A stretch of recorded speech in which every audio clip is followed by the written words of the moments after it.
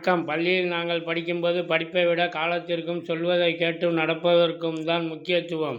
பள்ளிக்கு தாமதமாக வந்தால் ஆசிரியர்கள் முதல் தலைமை ஆசிரியர்கள் வரை பலரிடம் கம்பு இருக்கும்.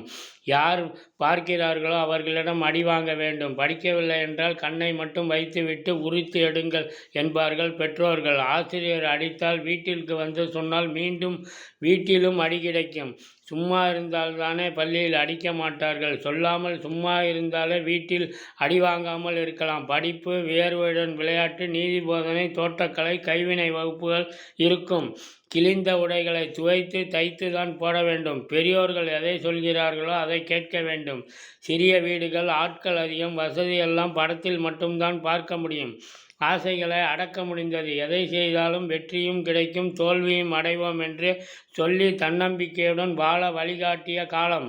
இப்பொழுது பள்ளியிலிருந்து கண்ணில் தூசி விழுந்து கண்ணை கசக்கினால் ஆசிரியர்கள் அடித்து விட்டார்களா, வழக்கு போட்டு விடுவோம் என்று மாணவனுக்கு பெற்றோரும் பொதுமக்களும் சொல்லும் அளவிற்கு மாறிவிட்டது.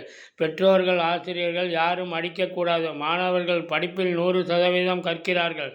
கோபத்தை 100% அடக்க முடியாமல் தவிக்கிறார்கள். சுயநலம் 100%. தான் நினைத்ததையெல்லாம் அடைய வேண்டுமென்று உறுதி செய்கிறார்கள். பிள்ளைகள் கேட்கும் எல்லாம் வாங்கி தருகிறார்கள். பள்ளியில் படிப்பு வகுப்புகள் மட்டும்தான். விளையாட்டுக்கு வீடியோ கேம் ஆனது. வீடியோ கேமில் மணிக்கணக்கில் மூழ்கி பலரையும் சுட்டு தள்ளி கோபத்தால் இரத்த கொதிப்பு அடைய செய்கிறது. வன்முறை மாணவர்களை தூண்டுகிறது. ஸ்மார்ட் போனால் ஆசைகளை அடக்க முடியாமல் தவிக்கிறார்கள். கிழிந்தது போல் இருக்கும் உடைகளை துவைக்காமல் போடலாம். பள்ளி வாசல் வரை பேருந்து. வேலைக்கு போவது போல் நீட்டான உடையுடன் அடையாள அட்டை.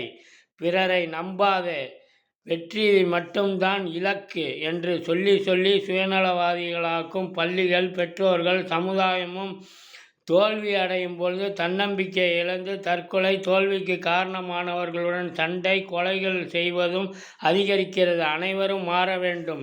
வாழ்க்கையில் வெற்றியும் தோல்வியும் வரும். சமாளித்து வாழ்வது எப்படி கற்றுக் கொடுக்க வேண்டும். தன்னம்பிக்கை உள்ளவர்களாக மாற்ற வேண்டும். வீடு என்றால் பெற்றோர்கள் சொல்வதை பிள்ளைகள் கேட்க வேண்டும். பிள்ளைகள் சொல்வதை பெற்றோர் கேட்க வேண்டும். பள்ளி என்றால் ஆசிரியர்கள் சொல்வதை மாணவர்கள் கேட்க வேண்டும். மாணவர்கள் சொல்வதை ஆசிரியர்கள் கேட்க வேண்டும். கல்விக்கு இரட்டை வேடம். பள்ளியில் படிக்கும் காலம் பாசிட்டிவ் மட்டும்தான் என்று சொல்லுவார்கள். படித்து முடித்து வெளியில் வந்தால் நெகட்டிவாகவே சொல்வார்கள். விபத்து நடக்கும். விபத்துக்கு காப்பீடு முக்கியம். குடும்பம் என்றால் மருத்துவ காப்பீடு முக்கியம். குழந்தை பிறந்தால் எந்த நேரமும் எதுவும் நடக்கலாம். சேமிப்பு முக்கியம் என்பார்கள். இரண்டையும் சமாளித்து வாழ கற்றுக்கொள்வோம். வாழ்க்கையில் கடன் வாங்காமல் இருப்பதை வைத்து மகிழ்ச்சியாக வாழ்வோம். படிக்கும்போது தலை குனிந்தால் வாழ்க்கையில் தலை நிமிர்ந்து வாழலாம். ஒவ்வொருவருக்கும் ஒவ்வொரு திறமை இருக்கு.